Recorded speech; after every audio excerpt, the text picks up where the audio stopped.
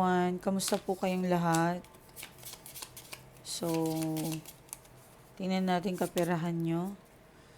Plano. Emotions and energy for tomorrow. Pareho kayong dalawa, may plano. Ba't ba nagbi-blurred? Ayan. Okay. So, tingnan natin kung ano yung energy ng inyong kaperahan. Sorry, hindi ko nalagyan ng cam. Okay. For a while. Ayun, so, yun. Ayun, kita naman, ano? Okay, sige. For money, bigay niyo yung kataas-taasan ng amount. Wow, binigay talaga sa inyo. Sige, okay lang yan. Kahit 10 naman sa kanya, 10 of diamonds. 9. Talagang binigay. Sige lang.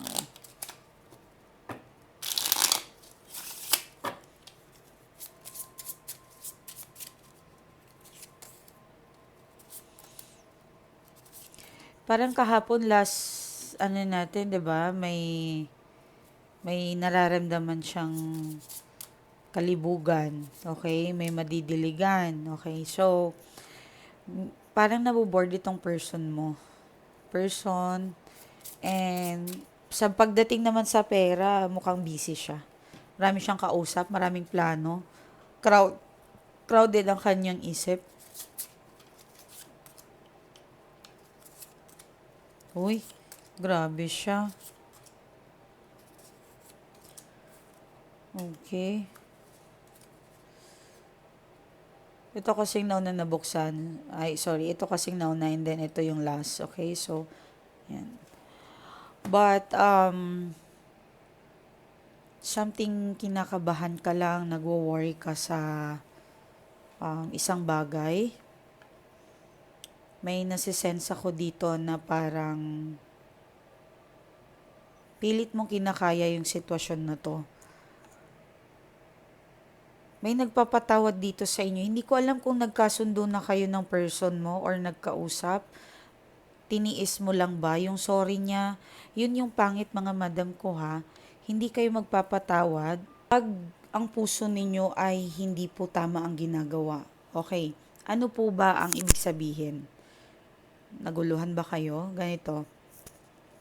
Dalawang klase kasi ang pagpapatawad. Pag nagpatawad kayong buo, yung hindi na po mag-topic ng past, hindi na rin po mag-iisip, hindi mo na,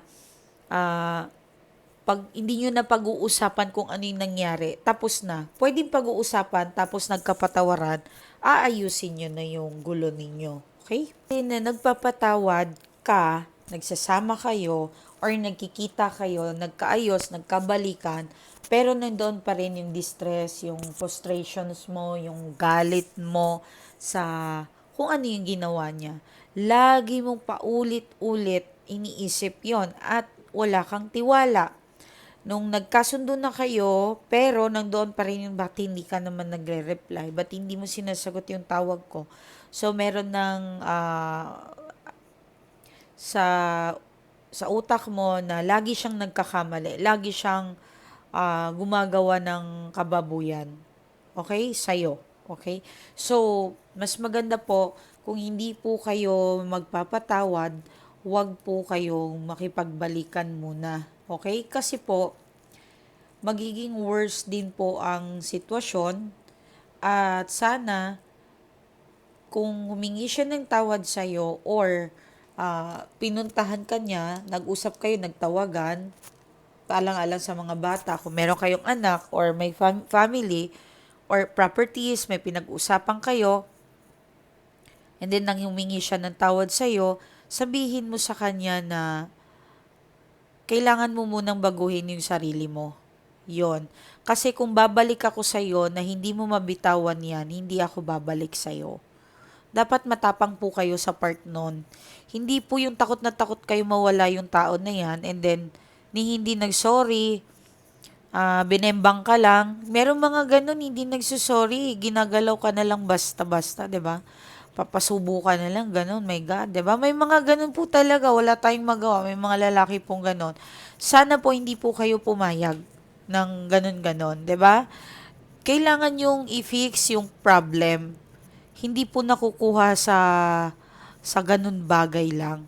Respeto niyo yung sarili ninyo. Kapag hinalikan na kayo, tapos na, batin na kayo. Ni walang sorry, walang pag-uusap. Parang mas more yung energy na walang pagsusorry.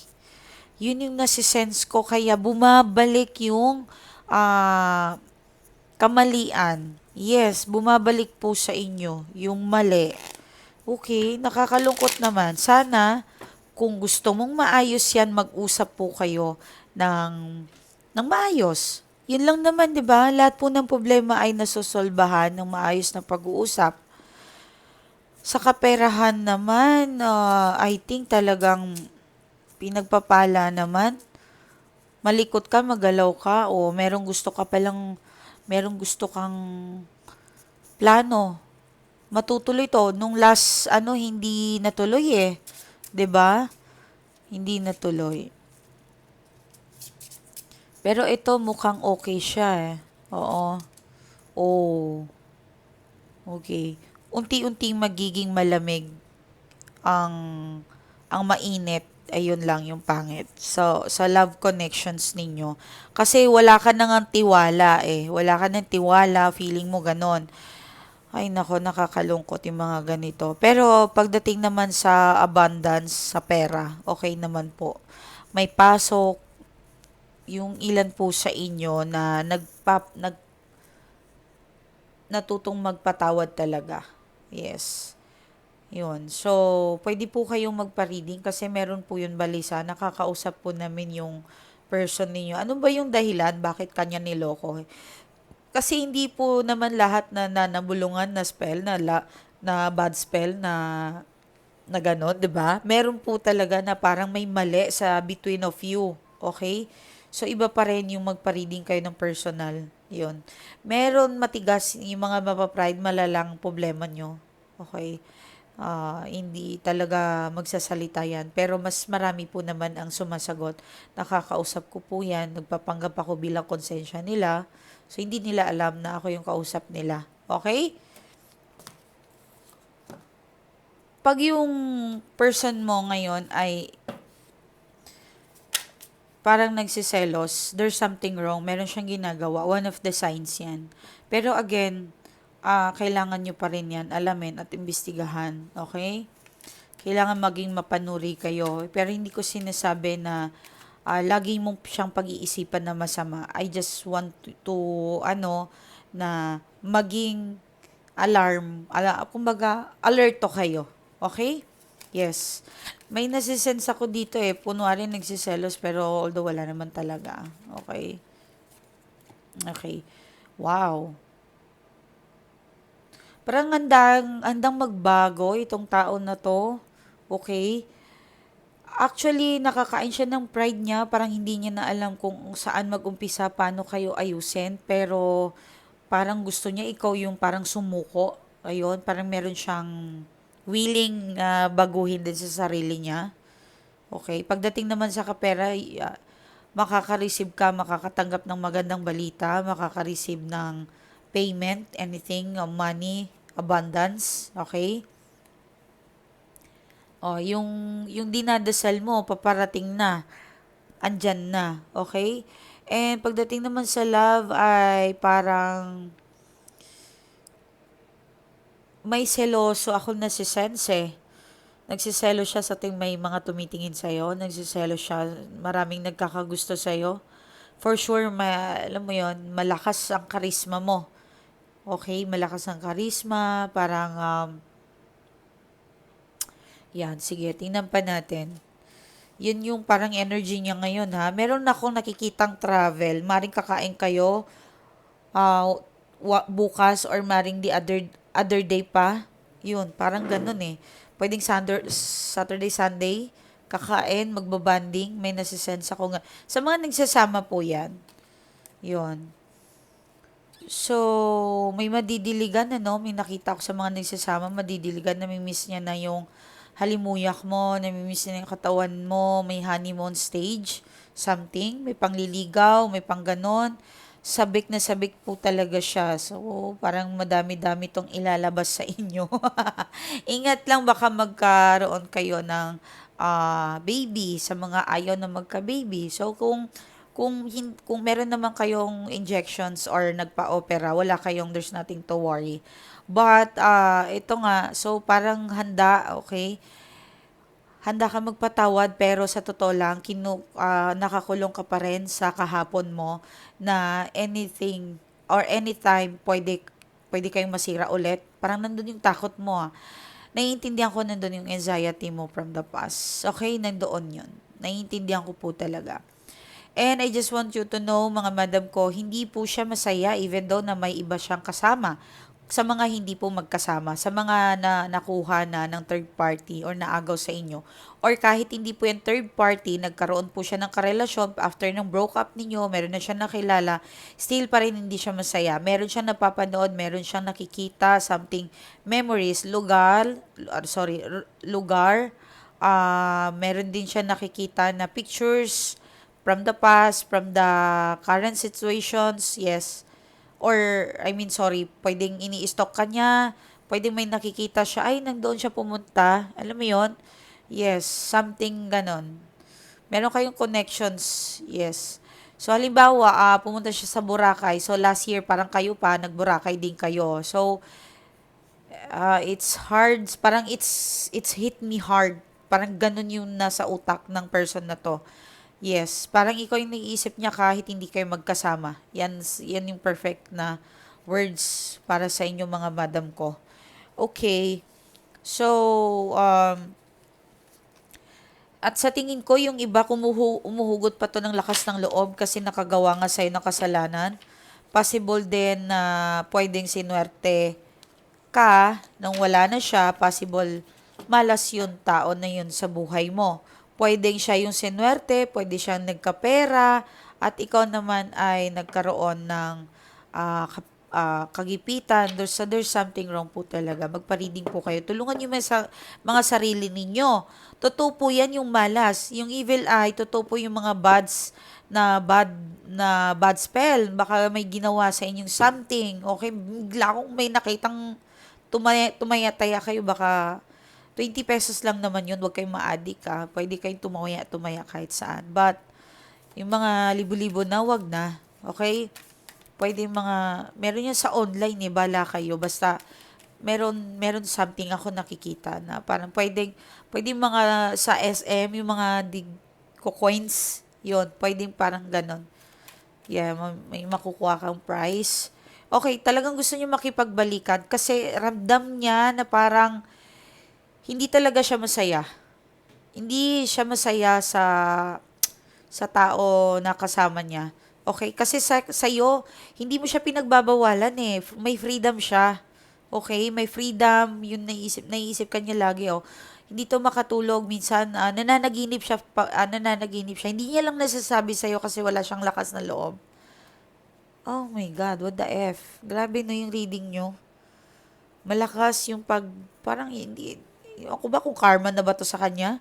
Kasi halos nung ikaw yung nasa sitwasyon nito ay talagang kulang na lang mababaliw ka eh. May iba po nga sa inyo yung mga naglalaslas na, 'di ba?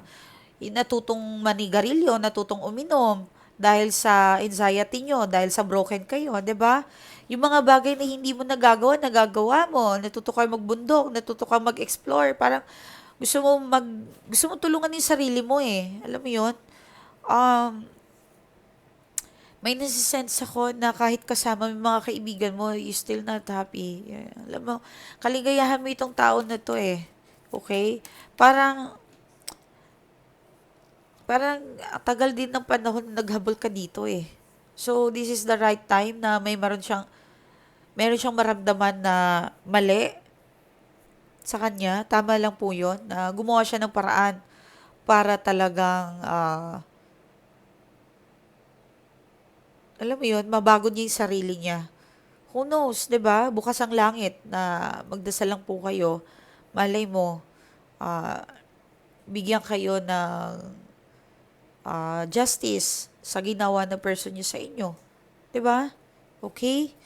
So, may umiiyak eh. Meron hindi dito makatulog. Pag hindi kayo makatulog, samahan niyo po ako. Sa 2 a.m. po yan ako nagdadasal mga madam ko para sa inyo yan. Online po. I mean, yung mga online na dito nanonood, mga nakapanood sa akin, bala kayo kung di naman kayo subscriber, pwede naman kayo mag-comment dyan.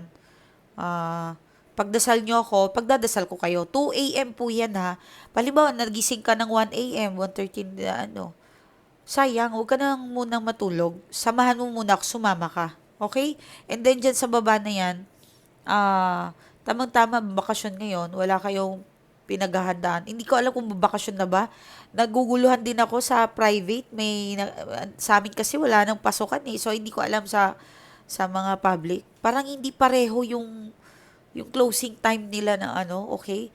Kung wala na kayong pinaghahandaan in the morning, di ba? So, sumabay kayo. Napakalakas po ngayon, okay? Ingat lang sa mga ano, tingnan muna natin. Oh, sige. Magdasal kayo, okay? Yan yung message sa inyo ng ano. Mayroon kayong manifestations bukas pa ang langit.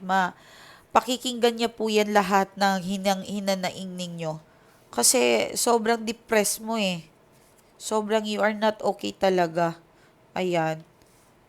Pero, huwag kang mag-alala. Siguro naman, makaka-let go ka naman sa past na yan. Ayan oh, madali kang mag-heal kahit pa paano. That's a spirit talaga. Kailangan nyo labanan yan mga madam ko. I know, pabalik-balik yun sa isip ninyo, but labanan nyo lang talaga. Ayan. Huwag kang mag-alala. Makakatanggap ka ng magandang balita at makukuha mo rin yung maganda para sa iyo, madam ko. Meron kang pinapalplano, ituloy mo daw yan. Huwag kang magdalawang isip. Yes. So, anyway,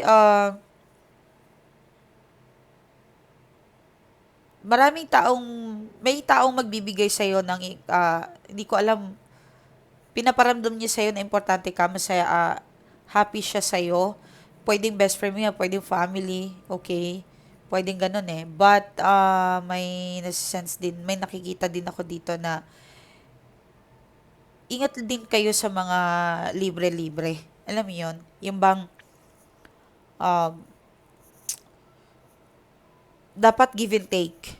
Kasi makukuha niya yung parang swerte ninyo. Okay? Kaya nga sinuswerte yung mga nagbibigay. Kasi yun talagang times 10 sa kanila. Malakas mo pang higop yon. So kahit kapos na ako, that time na nag-work ako sa Ermita, okay, 50 peso na lang yung pera ko. May nakita akong nagwo-work, nag-apply din, of course, paalis sa abroad. Binigay ko at nagdasal ako na hindi man siya ganun kayaman yung binigyan ko or hindi syempre pulube. Alam ko na yun na kahit ganun yung kalagayan niya, sinasabi ko pa rin na Lord, ito na lang yung pera ko, Yarab. Tulungan nyo kami. Naway makatulong ako sa tao na to at kayo na po ang bahala sa aming dalawa. Binigay ko. So, ganun po yung gawin ninyo mga madam ko. Kahit last money ninyo, matuto kayong magbigay. Mas lalo na kung meron kayo, ano. Meron ako nakikita dito kampante, may pera siya eh. So, may nasisense talaga ako. Pero napakadamot mo. Gumising ka. Baka mawala po yan lahat sa'yo. Gumising ka. Hindi po yan maganda. Okay? At ayoko ng followers kong madamot. Be a good person po. Hindi ako perpekto. Masama din po ako. Mataray po ako, masungit ako, but nasa tama lang. Kasi alangan naman mag-sugarcoat ako sa inyo. Hindi po yung pwede. Ayoko ng bulahan. Gusto ko yung totoo lang tayo, mga madam ko. If you need my help, ito po yung aking Facebook account. mag-message lang po kayo. May mga admin po dyan, okay? Message nyo po yung admin namin para mabook po kayo ng reading. At yung balisa po, pwedeng-pwede po yun. Mabalisa po yung first teka, blur na naman. Yan, okay? So, ano ba? 24/7 naman po yan, iba sa umaga, iba sa po sa gabi. So,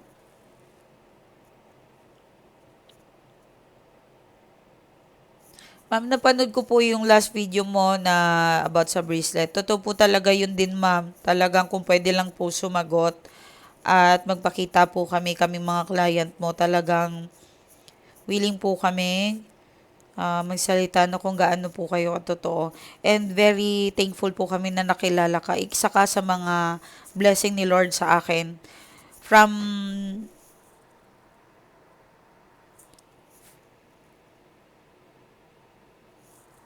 mula sa mula sa baba, inangat mo po talaga ako, ma'am. At ikaw lang po ang naniwala sa akin noon. Okay.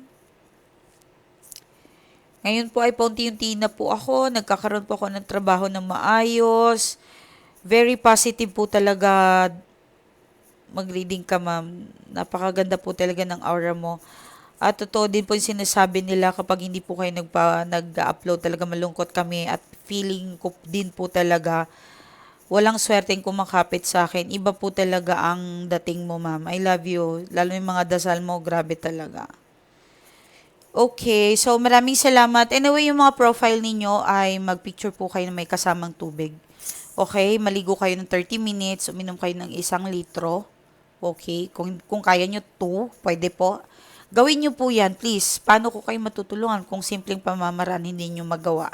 Okay? So maraming salamat. Ingat po kayo. Bye.